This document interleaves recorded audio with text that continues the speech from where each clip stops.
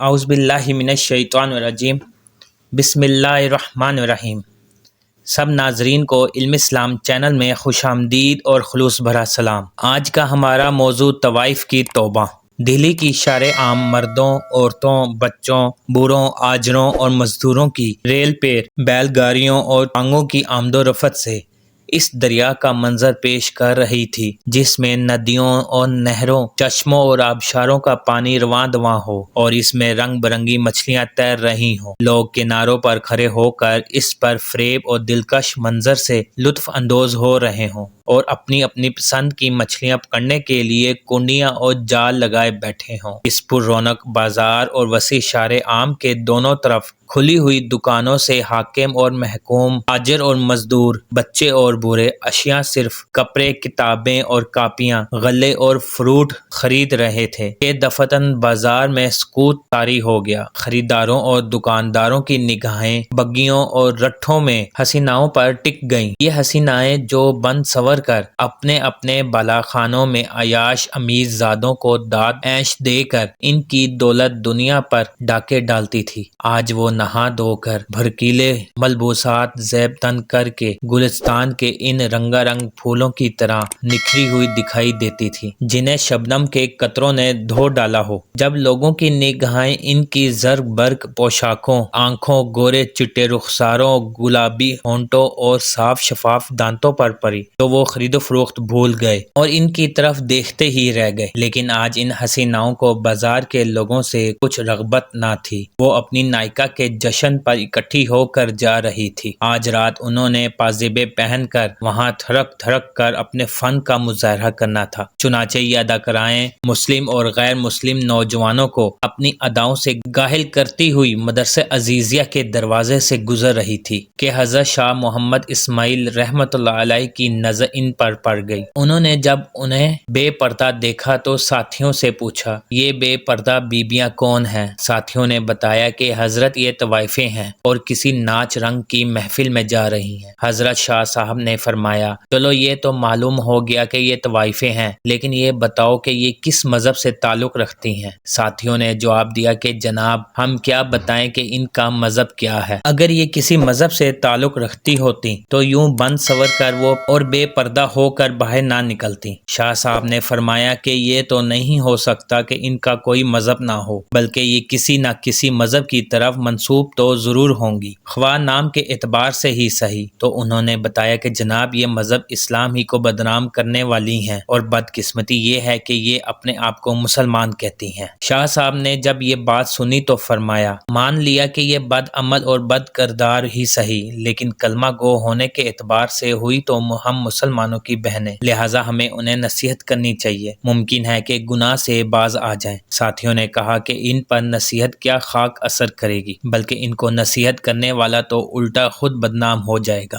شاہ صاحب نے فرمایا، تو پھر کیا، میں تو یہ فریضہ ادا کر کے رہوں گا، خواہ کچھ ہو جائے۔ ساتھیوں نے عرض کی کہ حضرت آپ کا ان کے پاس جانا قرین مسلط نہیں ہے، آپ کو پتہ تو ہے کہ شہر کے چاروں طرف آپ کے مذہبی مخالفین ہیں جو آپ کو بدنام کرنے کا کوئی موقع ہاتھ سے جانے نہیں دیتے۔ آپ نے فرمایا، مجھے اس کی ذرا بھر پرواہ نہیں، میں انہیں ضرور نصیحت کرنے جاؤں گا۔ اس عزم کے بعد آپ نے اپنے دل سے پوچھا، اے دل تو ہی تو بتا کہ اگر تبلیغ حق کی پاداش میں تیرے بدن کے ٹکڑے ہو جائیں، انہیں کووں اور چیلوں کے آگے ڈال دیا جائے، تیرے جسم کو جس میں تیرا مسکن ہے ہاتھیوں کے پاؤں تلے کچل دیا جائے، تو بہرحال تو نے کلمہ حق کی تبلیغ کر کے رہنا ہے۔ ان کے دل نے کہا، جب تک میرے اندر جان ہے میں راہ حق میں تمام مصائب و آلام کو برداشت کرتا رہوں گا۔ اور واقعی ایسا ہی ہوا کہ دل نے دم واپسی تک ہر دکھ اور ہر تکلیف برداشت کی اور تبلیغ حق کا حق ادا کیا۔ آپ تبلیغ حق و اصلاح کا عزم صادق لے کر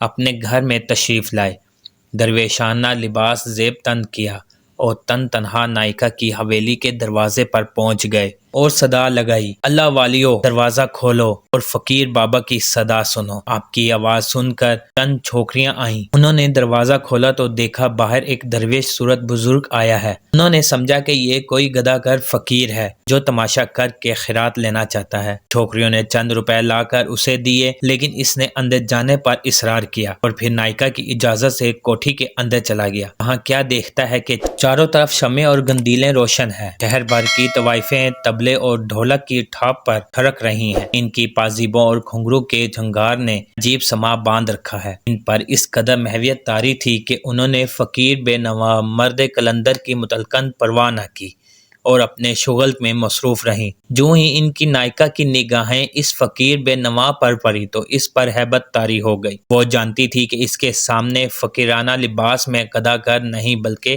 شاہ اسماعیل کھڑا ہے، جو حضرت شاہ ولی اللہ کا پوتا اور شاہ عبدالعزیز شاہ رفیع الدین اور شاہ عبدالقادر کا بھتیجا ہے۔ یہ بڑا جرأت مند اور غیور انسان اور کھجلا ہو کی آنکھوں میں آنکھیں ڈال کر بات کرنے والا جسور ہے۔ یہ اتنا نڈر اور بے باک شخص ہے کہ تلوار حمائل کر کے تن تنہا متعصب رافضیوں کے جلسے عام میں ثلاثہ کی شان بیان کر چکا ہے۔ شاہ دلی اکبر شاہ ثانی کے دربار میں بدعت پر ضرب کاری لگا چکا ہے۔ اس کی خال میں خدا کے سوا کسی کا خوف نہیں، اور نیکوکار بھی اتنا کہ سفر و حضر میں نماز تہجد قضا نہیں ہونے دیتا۔ بے لوث اتنا کہ دین مصطفیٰ کی سربلندی کی خاطر اپنے سے چھوٹے شخص کے ہاتھ پر بیعت کر کے تحریک جہاد کی قیادت کرنے کا خواہ ہے۔ اگر یہ چاہتا تو اپنے جد امجد شاہ ولی اللہ کا آستانہ تعمیر کروا کر گدی نشین بند کر کے برصغیر کے پیر پرستوں کا پیشوا بن جاتا اور لوگوں کی نظروں نیازوں سے کروڑوں کا بینک بیلنس بنا لیتا اور ہزاروں ایکڑ اراضی خرید کر بڑے بڑے جاگیرداروں کا مد مقابل ہوتا، مگر اسلامیان ہند کا یہ سچا ہمدرد اور دلی خیر خواہ جب ہم اپنے اثر پیر پرہوتوں کو دیکھتا کہ وہ مسلمانوں وائفوں کو بے حیائی سے روکنے کی بجائے ان کے دیدار سے آنکھیں ٹھنڈی کرتے ہیں اور ان کی ناجائز آمدنی سے نذرانے لیتے ہیں، تو اس کی غیرت ایمانی جوش مارنے لگی۔ وہ منبر پر کھڑے ہو کر علل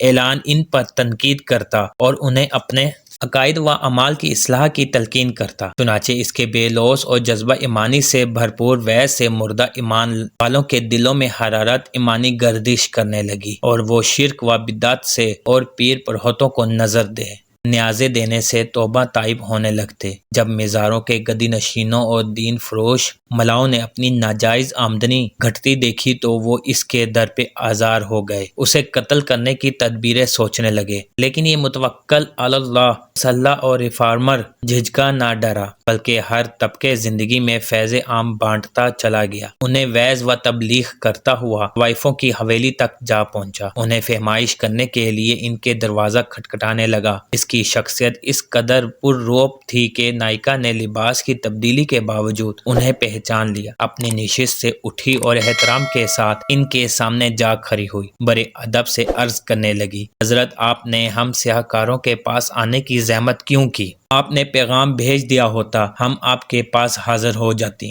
آپ نے فرمایا، غریبی، تم نے ساری زندگی لوگوں کو راگ و سرور سنایا ہے، آج ذرا کچھ دیر ہم فقیروں کی صدا بھی سن لو۔ جی ہاں سنائیے، ہم مکمل توجہ کے ساتھ آپ کا بیان سنیں گی۔ یہ کہہ کر اس نے تمام طوائفوں کو پازیبیں اتارنے اور طبلے ڈھولکیاں بند کر کے وعظ سننے کا حکم دے دیا۔ وہ ہمہ تن گوش ہو کر بیٹھ گئیں۔ شاہ اسماعیل رحمۃ اللہ علیہ نے حمائل شریف نکال کر سورۃ والتین تلاوت فرمائی۔ آپ کی تلاوت اس قدر وجد آفری اور پرسوز تھی کہ طوائفوں کے ہوش ٹھکانے آ گئے اور وہ بے خود ہو گئیں۔ اس کے بعد آپ نے آیات مبارکہ کا دل نشیں رواں دواں ترجمہ کر کے خطاب شروع کر دیا۔ ان کا یہ خطاب زبان کا کانوں سے خطاب نہ تھا، بلکہ یہ دلوں کا دلوں سے اور روح کا روح سے خطاب تھا۔ یہ خطاب دراصل اس الہام ربانی کا کرشمہ تھا جو شاہ صاحب جیسے مخلص درمندوں اور امت مسلمہ کے حقیقی خیر خواہوں کے دلوں پر اترتا ہے۔ قلم و کرتاس میں یہ سکت نہیں کہ روحانی خطاب کو الفاظ کا جامہ پہنا سکیں، البتہ عالم تصور اس کی اتنی اتنی نشاندہی کر سکتا ہے کہ آپ نے قرآن مجید کی آیات مبارکہ سے کائنات پر انسان کی برتری اور بزرگی اس انداز سے بیان کی کہ انسانی مخلوق اپنے آپ کو ملائکہ مقربین سے افضل خیال کرنے لگتی ہے۔ قرآن کریم میں حضرت انسان کی بزرگی اور افضلیت یوں بیان کی گئی ہے: اور ہم نے آدم کی اولاد انسان کو عزت دی، انہیں خشکی اور تری میں سواری دی،